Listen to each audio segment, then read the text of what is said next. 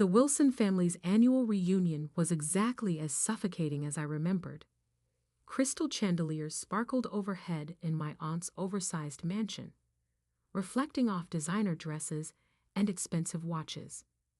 The air was thick with the peculiar mix of expensive perfume and superiority that seemed to follow my relatives everywhere they went.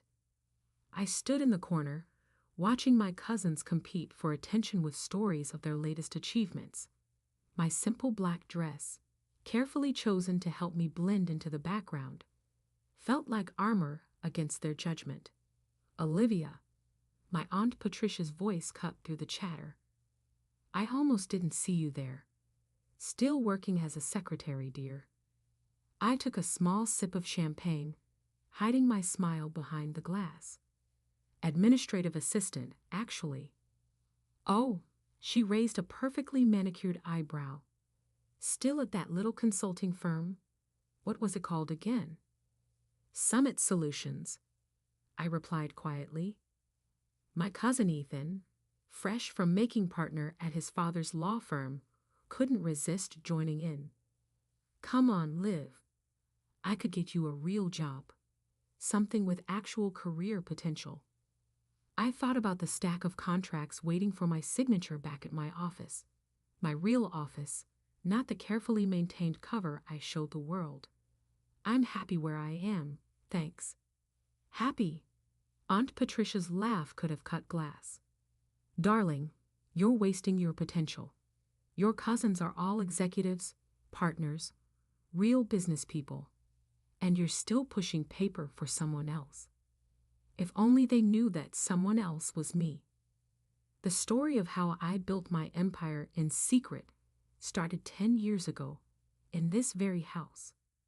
I was fresh out of business school, armed with an MBA and a revolutionary idea for restructuring failing companies.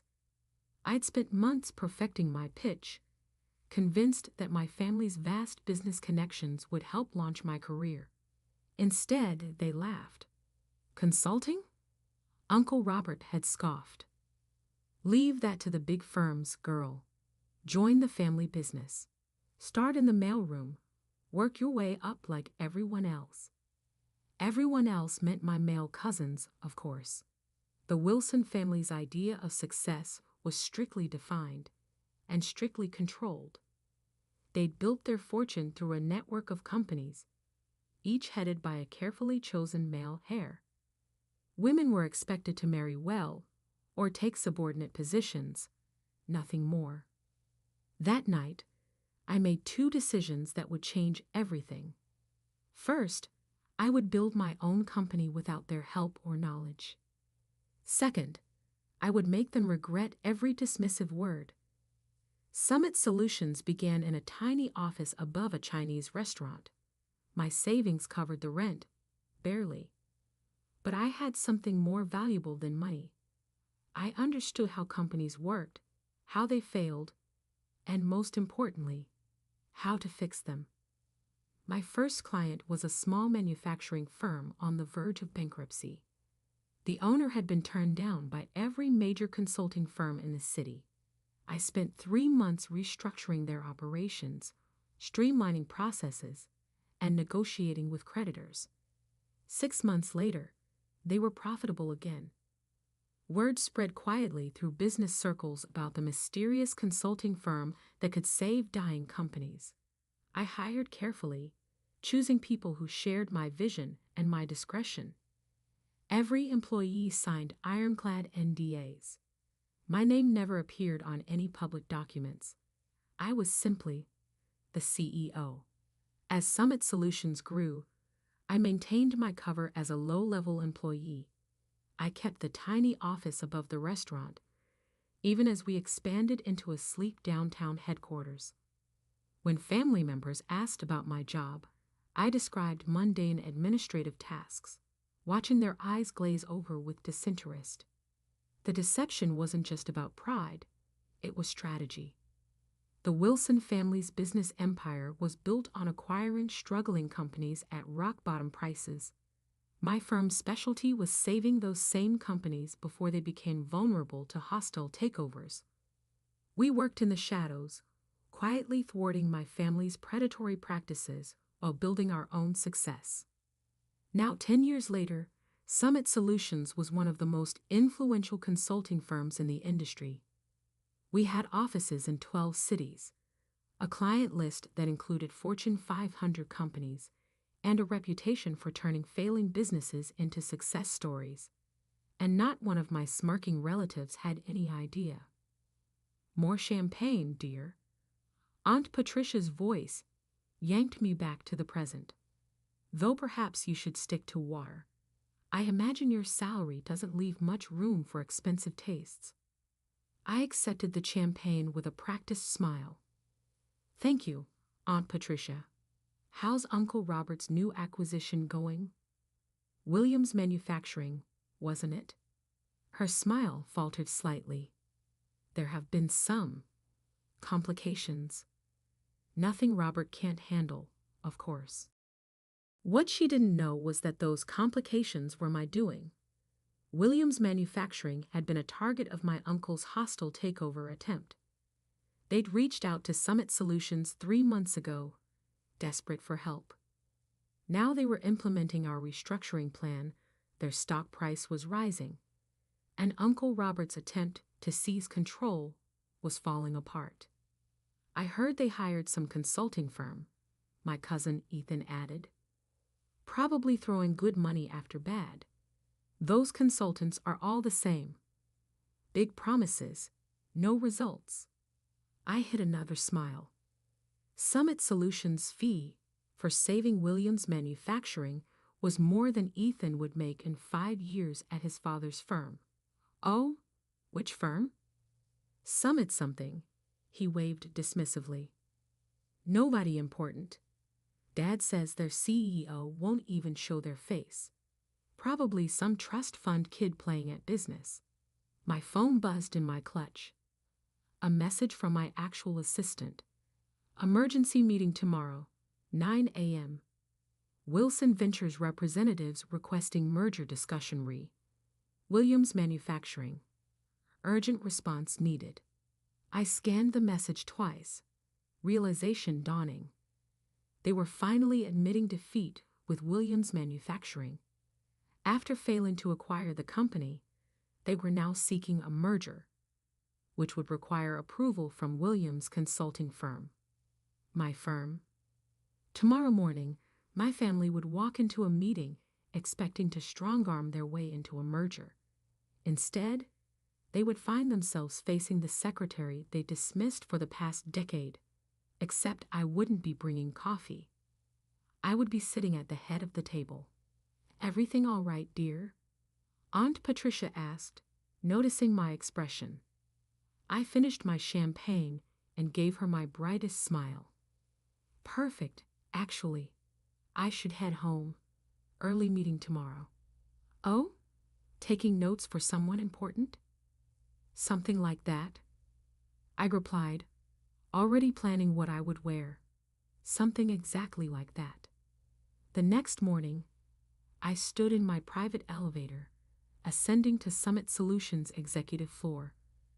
Gone was the simple black dress from last night's reunion. Today, I wore a tailored channel suit in deep navy, a power color for a power move. My assistant, Maya, waited at the elevator doors with a tablet and knowing smile. The Wilson Ventures team arrived early, she reported as we walked. Your uncle seems particularly anxious to meet Summit's CEO. I'm sure he is. I checked my reflection in a glass wall. Perfect. Are they in the main conference room? Yes, along with Mr. Harrison from Williams Manufacturing. Maya's eyes sparkled with anticipation. Your cousin Ethan is there too. Apparently, he insisted on handling the legal aspects personally. I smiled, remembering Ethan's condescending offer of a real job just yesterday. Who else from the family? Your Aunt Patricia came as moral support, though she's not officially part of the meeting. And your cousin James, he's representing Wilson Ventures' finance department. A perfect audience. I checked my watch. 8:57 a.m. Had they been served coffee? Your aunt complained that there was no one to serve it. Maya's grin widened. I told them the administrative assistant would be in shortly. I almost laughed. For 10 years, I'd played the role of invisible support staff whenever family members visited the office. They never looked closely at the quiet woman who brought their coffee or took their coats. It had been the perfect cover. "Give me 2 minutes," I said, "then bring in the contracts." I could hear voices through the conference room's heavy doors. My uncle's authoritative tone, Aunt Patricia's sharp laugh, Ethan's smug commentary. Taking a deep breath, I pushed the doors open. The conversation stopped abruptly. My uncle sat at one end of the long table, apparently having assumed the power position. Ethan and James flanked him, both in expensive suits that screamed family money. Aunt Patricia perched nearby, examining her manicure with practiced disinterest. Mr. Harrison from Williams Manufacturing sat alone on the other side, looking uncomfortable. Finally, Aunt Patricia sighed. "We've been waiting for coffee for." She stopped, really looking at me for the first time. "Olivia? What are you wearing? And why aren't you carrying coffee?" I walked calmly to the head of the table, the seat directly opposite Uncle Robert. "I don't serve coffee anymore, Aunt Patricia. In fact, I never really did." "What is this?" Uncle Robert demanded. "Where is Summit's CEO? We were promised a meeting with the actual decision-maker." "You have been." I sat down, enjoying the confusion on their faces. "I am the CEO of Summit Solutions. I have been since I founded the company 10 years ago." The silence that followed was deafening. Ethan's mouth opened and closed like a fish out of water. James dropped his pen. Aunt Patricia's perfectly maintained composure cracked. Uncle Robert recovered first, his face reddening. "This is absurd. You're a secretary." "No," I said calmly. "That was a cover. A very effective one, apparently, since none of you ever looked past it. You were so convinced I couldn't be successful that you never noticed I already was." Maya chose that moment to enter with a stack of contracts. She distributed them efficiently, then took her place standing behind my chair. "These documents," I continued, "outline the terms under which Summit Solutions will consider approving the merger between Wilson Ventures and Williams Manufacturing." "Consider approving?" Ethan sputtered. "You can't be serious. This is a joke, right? Some kind of elaborate prank?" I pulled out my phone and projected Summit's latest financial statements onto the wall screen. Summit Solutions currently manages over $12 billion in client assets. We have a 94% success rate in corporate restructuring, and our approval is required for any major changes to Williams Manufacturing's business structure. I smiled at my stunned relatives. "Does that look like a joke to you?" "This is impossible," Aunt Patricia whispered. "You're nothing. You've always been nothing." "That's exactly what you were meant to think." I turned to Mr. Harrison. "Would you like to explain to my family why you chose Summit Solutions over Wilson Ventures' original offer?" Mr. Harrison straightened in his chair. "Summit's reputation is unparalleled. When Wilson Ventures attempted their hostile takeover, Summit's restructuring plan saved our company. We've increased profits by 47% since implementing their strategies." "Restructuring plan?" James looked like he might faint. "The plan that destroyed our acquisition attempt. That was you, among others." I began listing cases on my fingers. Peterson Electronics, which you tried to acquire last year. Maritime Shipping, which you underbid on last quarter. The Davidson Group, which mysteriously recovered just before you could buy them out. I leaned forward. For 10 years, I've been quietly undermining every predatory acquisition attempt your company has made. Uncle Robert's face had turned an alarming shade of purple. You deliberately sabotaged family business. No, I corrected. I built my own business, one that helps companies survive instead of devouring them for parts. The fact that it interfered with your plans was just karmic bonus. This is ridiculous, Ethan declared, standing up. I'm calling our lawyers. Sit down, Ethan. My voice carried an authority that made him freeze. You really should read those contracts in front of you, the ones your firm spent months trying to secure for this meeting. I watched realization dawn on his face. That's right. Your law firm's biggest client this year. That was me too. Maya stepped forward with another document. This is a summary of Summit's current market position and liquid assets. You'll note that we're now in a position to acquire controlling interest in Wilson Ventures if we choose. The room erupted in chaos. Aunt Patricia was practically hyperventilating. James was frantically checking the numbers on his phone. Ethan had collapsed back into his chair, looking shell-shocked. This is blackmail, Uncle Robert growled. No, I said quietly. This is business. The kind you taught me, I'd never be capable of handling. I stood up, smoothing my jacket. You have until 5 p.m. today to review the merger terms. They're very generous, considering our position.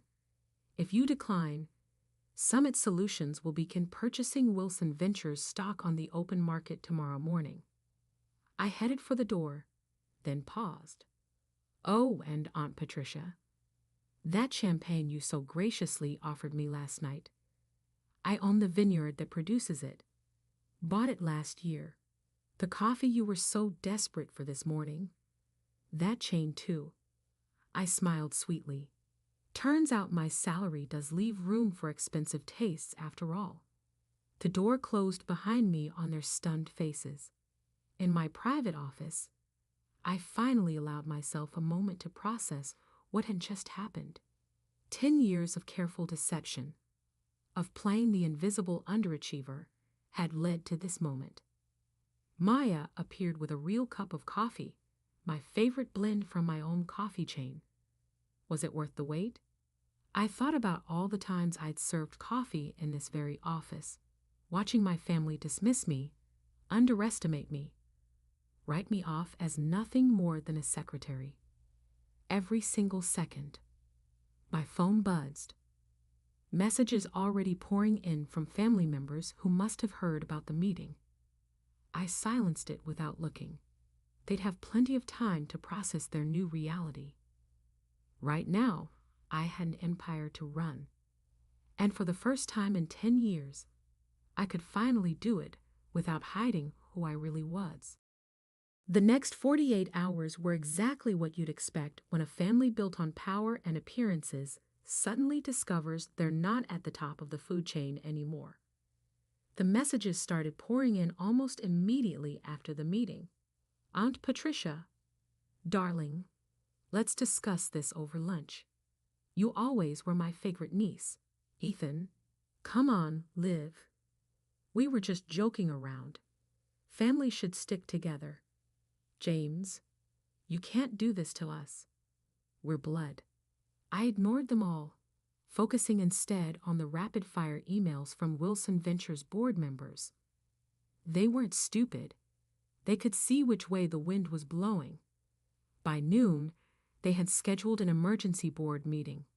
By 3, they had voted to accept Summit's merger terms. Uncle Robert, predictably, didn't go quietly. You've betrayed this family. His voice echoed through my office as he barged in unannounced.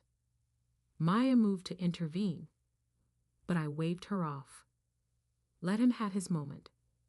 Actually, I said, not looking up from my computer, I'd say I learned from this family. Isn't this exactly what you taught us?